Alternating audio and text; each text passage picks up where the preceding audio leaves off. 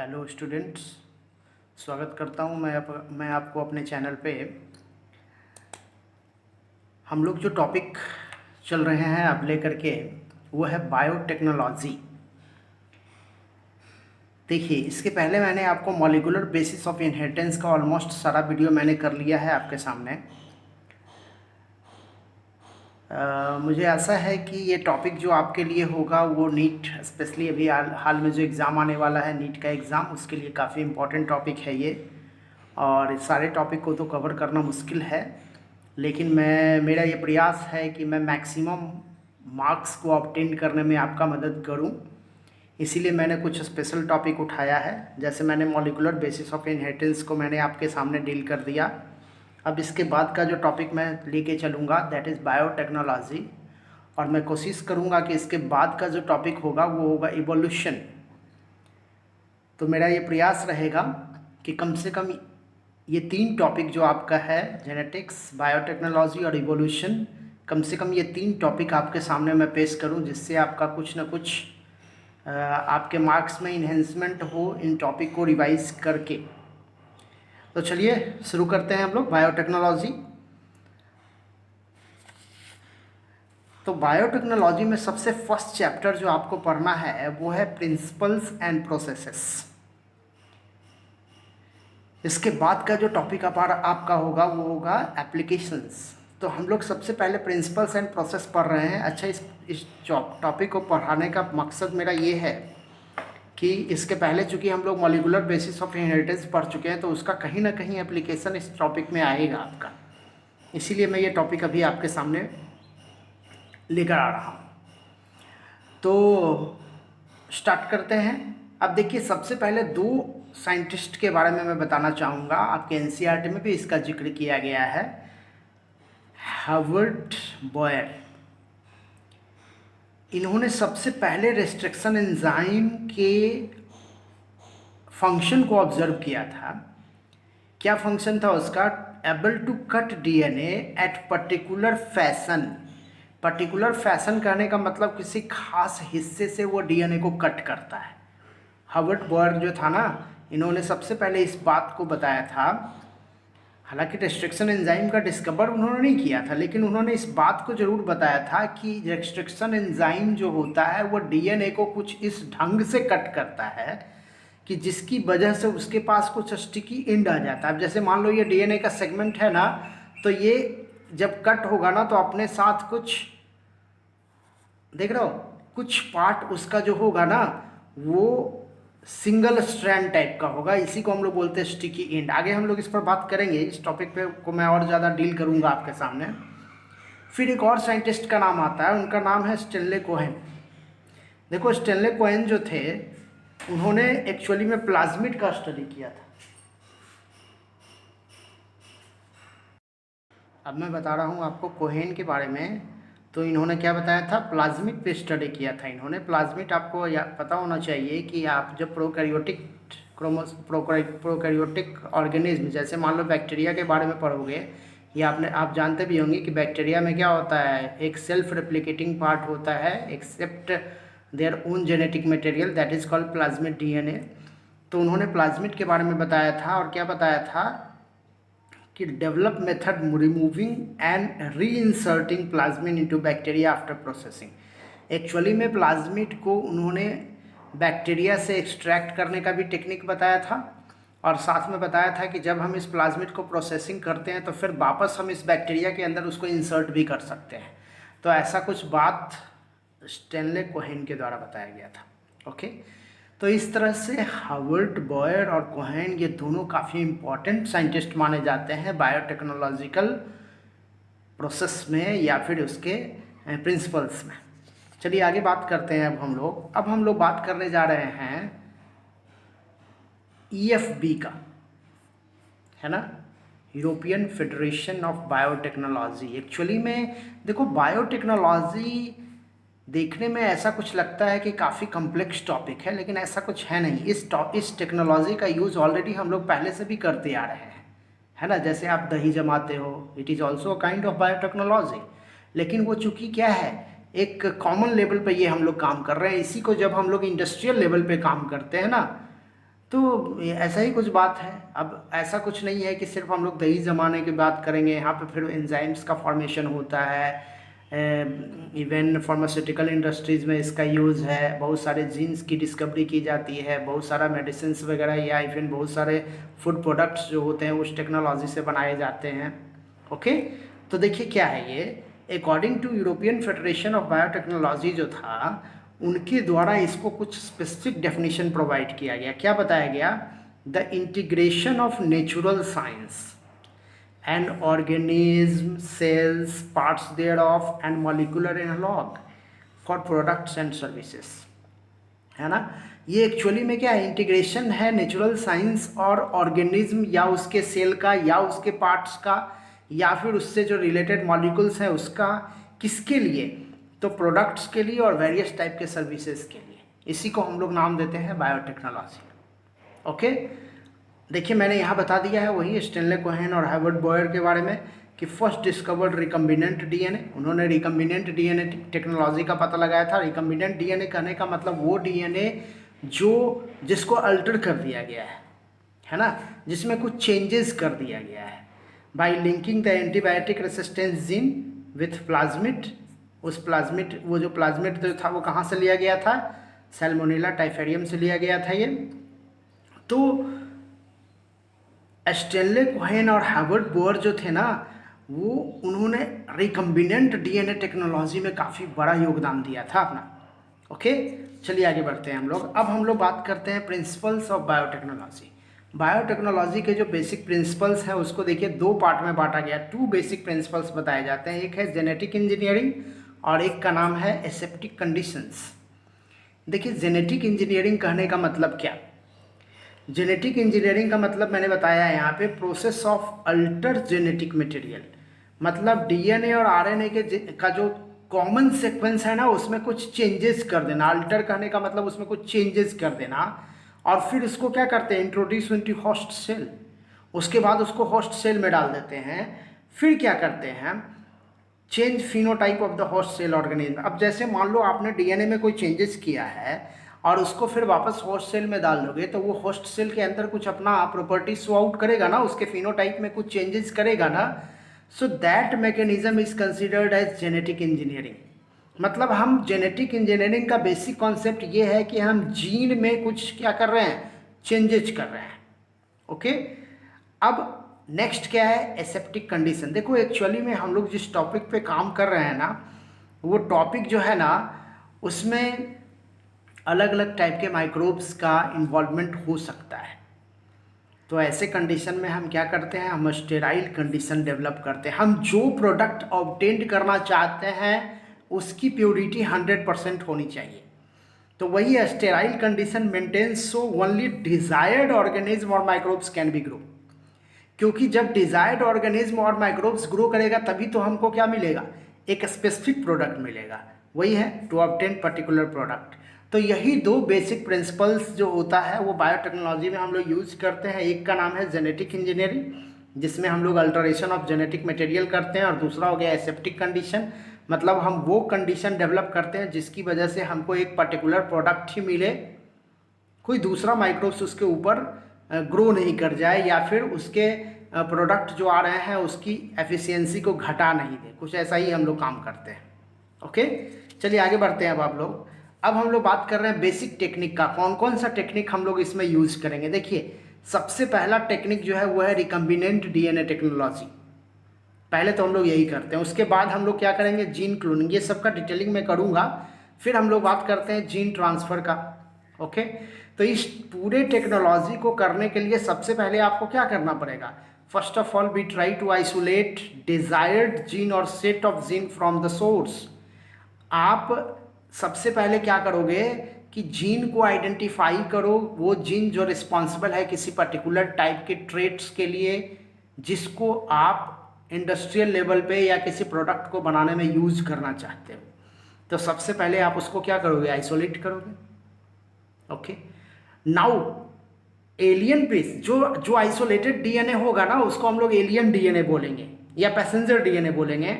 Now alien piece of DNA tag, उसको tagging करेंगे with replicating, जो सेल्फ रेप्लिकेटिंग क्रोमोसोम्स होता है या जीनोम होता है, जो इसमें ओआरई होता है ना, मतलब जिसमें ऑरिजिन ऑफ रेप्लिकेशन होता है, उसके साथ हम उसको टैगिंग कर देते हैं, जिसकी वजह से क्या हो, उसके कॉपीज बढ़ें, उसके नंबर बढ़ें।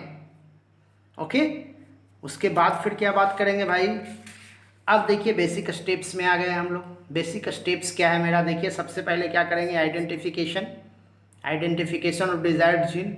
उसके बाद क्या करेंगे, introduction of identified DNA into host, है ना, जो आपने डिजायर्ड जीन को आइसोलेट किया, जो आइडेंटिफाई किया, उसको क्या करना है, होस्ट के अंदर डालना है।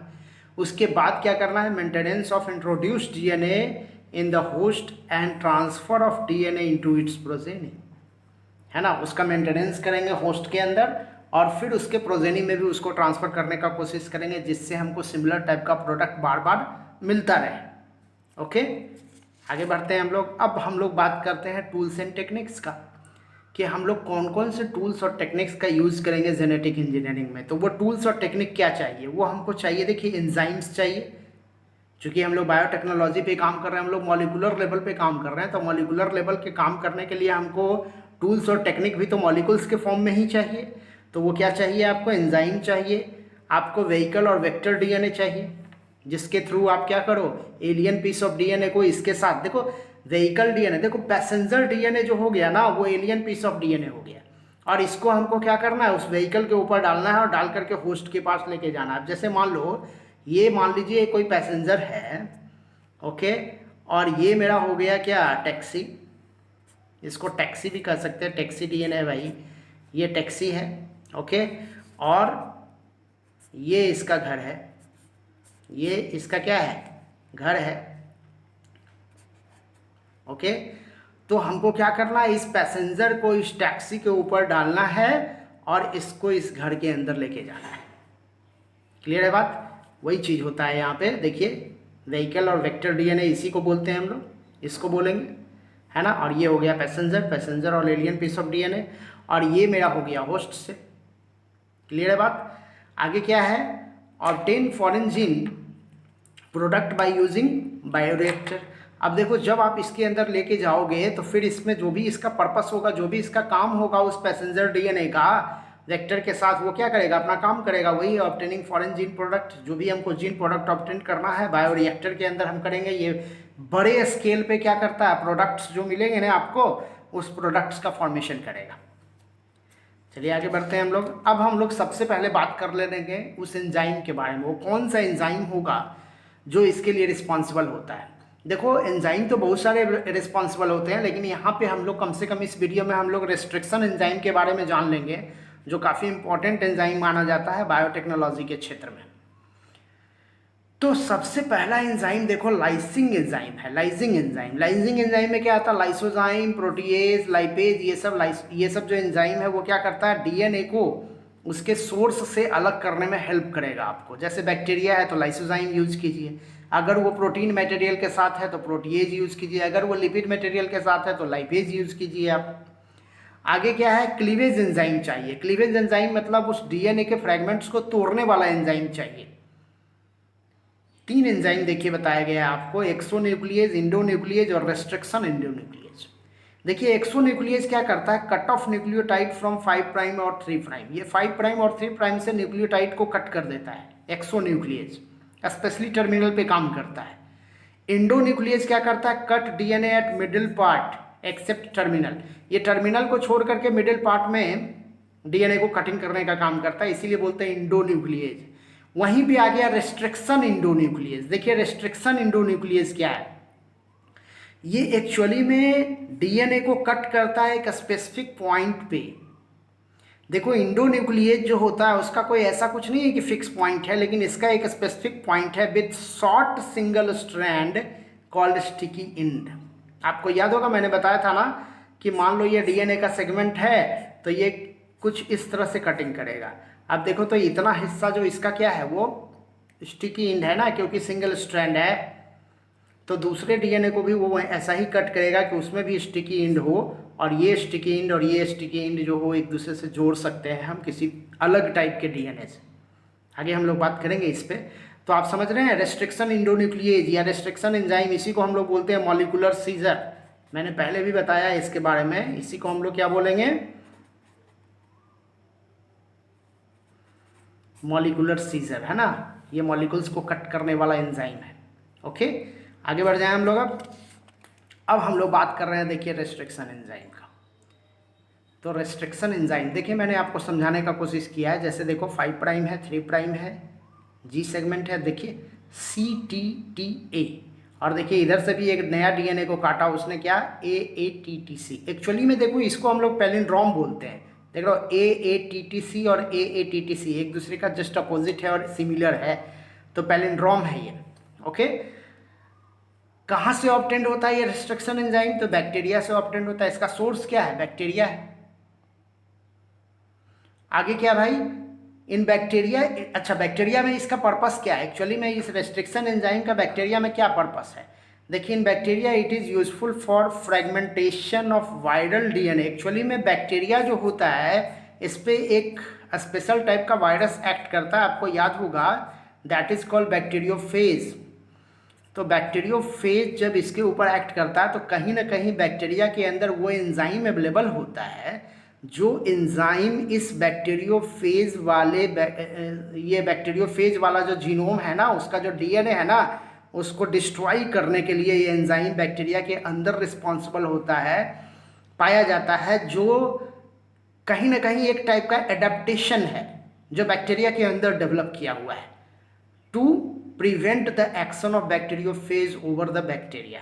वही मैंने बताया, देखिए, kind of adaptation against bacteriophage. ये बैक्टीरिया के अंदर स्पेशल टाइप का एंजाइम है जो बैक्टीरियोफेज से बचने के लिए बैक्टीरिया के अंदर एक एडेप्टेशन डेवलप किया गया है। ओके, और ये बैक्टीरियल डीएनए को इन्फ्लुएंस नहीं करता। बैक्टीरियल डीएनए पे इसका कोई काम नहीं है। इसका काम किस पे है? इसका काम सिर्फ और सिर्फ वायरल डीएनए पे है। ठीक, ऐसा इसलिए है क्योंकि उस एक्चुअली में देखिए, मैंने आगे बताया है, देखिए रेस्ट्रिक्शन एंजाइम में क्या है। Restriction enzyme first discovered by arbor, Smith और नाथन। ये 3 साइंटिस्ट ने सबसे पहले बनाया था, और वो था इकोरी 1।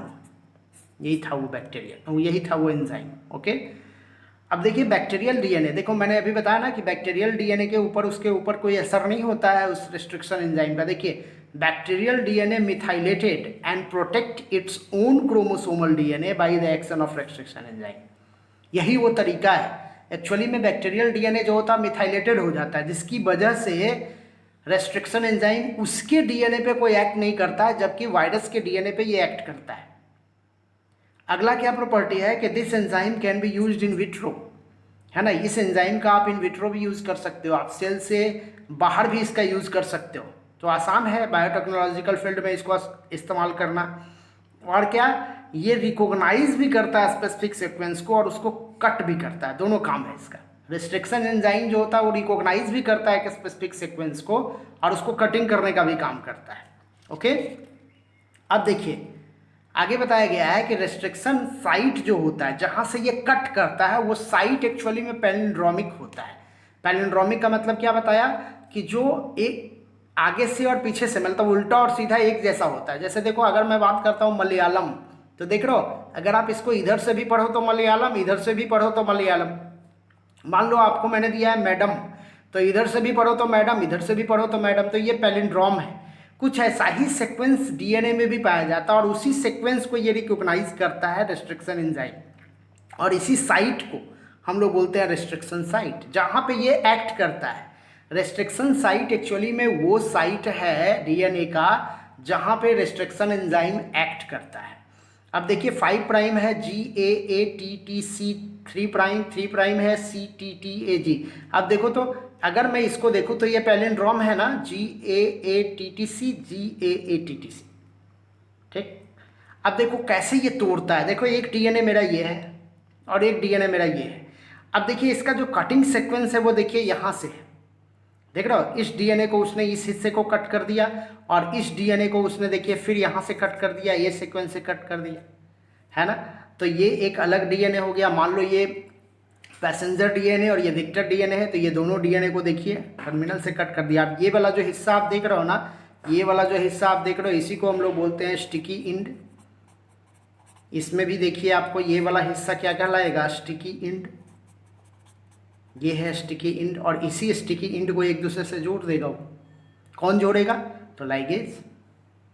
काटने का काम तो कर रहा है कौन, देखिए इकोरी फर्स्ट मैंने बताया, इकोर 1, यही वो रिस्ट्रिक्शन एंजाइम है जो इसको कट कर रहा है और लाइगेज इसको जोड़ेगा। आगे बढ़ते हैं हम लोग। अब आगे बढ़ते हैं रिस्ट्रिक्शन एंजाइम के बारे में मैं बात कर रहा हूँ। नोमेनक्लेचर ये बहुत इंपॉर्टेंट है, नोमेनक्लेचर काफ़ी इंपॉर्टेंट माना जाता है रिस्ट्रिक्शन एंजाइम का। देखिए नोमेनक्लेचर क्या है, एक्चुअली में नोमेनक्लेचर बेस्ड है on the basis of source, ये किस जगह से ऑब्टेंड किया गया है। तो आपको पता है all restriction enzymes are commonly obtained by bacterial source, सारे बैक्टीरियल सोर्स से ऑब्टेंड किए गए हैं। तो देखिए क्या करते हैं हम लोग, first letter of the enzyme from genus and name of the source of bacteria. पहला जो नेम लेते हैं ना, हम लोग एग्जाम्पल के थ्रू भी इसको समझ लेंगे। फर्स्ट नेम जो हम लोग लेते हैं ना इसका एंजाइम का, वो क्या लेते हैं, जिस बैक्टीरिया के जीनस से लेते हैं, उसके फर्स्ट लेटर से लेते हैं। और उसके बाद का जो 2 लेटर है उस एंजाइम का नाम का, उसको हम लोग लेंगे स्पेसीज से, उस स्पेसीज से जिस स्पेसीज से वो बैक्टीरिया बिलोंग करता है। ओके, तब फिर उसके स्ट्रेन का नाम लेंगे हम लोग, तब फिर हम क्या नाम लेंगे, स्ट्रेन का नाम लेंगे। और लास्ट जो रोमन न्यूमेरिकल्स आपको देखिएगा लिखा हुआ मिलेगा, वो सिग्निफाई करता है order by which the enzyme were isolated from the strain. Different strain से जैसे जैसे पहली बार निकला, दूसरी बार निकला, तीसरी बार निकला, तो उसके हिसाब से उसका नेमिंग करते हैं हम लोग। अब देखो मैंने एग्जांपल दिया जैसे इको आर आई या इको आर फर्स्ट। अब देखो इको कहाँ से आया, देखो ये फर्स्ट लेटर है ना, तो फर्स्ट लेटर कहाँ से आया, देखिए इस्चेरिचिया कोलाई का फर्स्ट लेटर ई। सीओ कहाँ से आया, ये सेकेंड लेटर से आया, जो कि है किसका, स्पेसीज का। तो देखिए सेकेंड 2 लेटर कहाँ से आया, स्पेसीज से, इको। और स्ट्रेन आर आई first, restriction enzyme first strain जो है वो यहाँ से आया है। तो ये कहाँ से कट करता है, तो देखिए ये GAATT सीक्वेंस को पहचानता है, GAATT सीक्वेंस को पहचानता है और कट करता है AATTC AATTC। देख रहे हो, यही इसका कटिंग सीक्वेंस है। क्लियर, आगे बढ़ जाए हम लोग। अब और भी कुछ एग्जाम्पल मैं बता रहा हूँ आपको। जैसे देखिए हिंड 3 सोर्स क्या है, देखिए H कहाँ से आया है, हेमोफाइलस से आया है। और IN कहाँ से आया है, देखिए इन्फ्लुएंजी से आया है ना, समझ में आ रहा है। और ये कहाँ से कट करता है, देखिए ये तो स्ट्रेन का साइट है, स्ट्रेन है ये, तो स्ट्रेन का सीक्वेंस है। और देखिए कहाँ से कट करता है, AAGCTT, देखिए AAGCTT पैलिंड्रोम है ना, 5 प्राइम 3 प्राइम 3 प्राइम 5 प्राइम। तो देखिए इसका कटिंग सीक्वेंस यही है, A यहाँ से कट कर रहा है, जहाँ से कटिंग सीक्वेंस है मैंने लगा दिया। देखिए ये क्या है, पैलिंड्रोमिक सीक्वेंस में कट कर रहा है, तो कट ही नहीं कर रहा, उसको आइडेंटिफाई भी कर रहा है। नेक्स्ट आप देख रहे होंगे BAM1, देखिए B is coming from what, bacillus, देखिए bacillus. And M is coming from amyloliquefaciens, है ना। कहाँ से कट करेगा, तो देखिए GGATCC CCTA, देखिए इधर से करो तो GGATCC। अब देखो इस सीक्वेंस से वो कट करता है उसको। ओके, नेक्स्ट आप देखिए HAE3 क्या है, हेमोफाइलस एजेक्टियस GCC या फिर इधर से भी करें तो GGCC।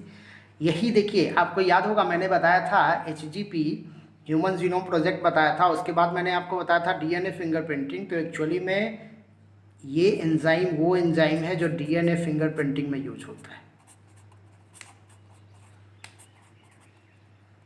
क्योंकि वहाँ भी हम लोग कट करते हैं ना DNA को स्पेसिफिक सीक्वेंस में, तो यही वो एंजाइम है जो DNA फिंगरप्रिंटिंग में यूज होता है। ओके, तो इस तरह से हम लोगों ने समझ लिया रिस्ट्रिक्शन एंजाइम के बारे में। अब रिस्ट्रिक्शन एंजाइम के बाद का जो टॉपिक हमारा होगा वो होगा वेक्टर, क्लोनिंग वेक्टर मैं बता दूंगा आपको। फिर और भी इसमें छोटे छोटे बहुत सारे टॉपिक हैं, उसको हम लोग डील कर लेंगे। तो बहुत बहुत धन्यवाद आप लोगों का इस चैनल पे बने रहने के लिए। Thank you.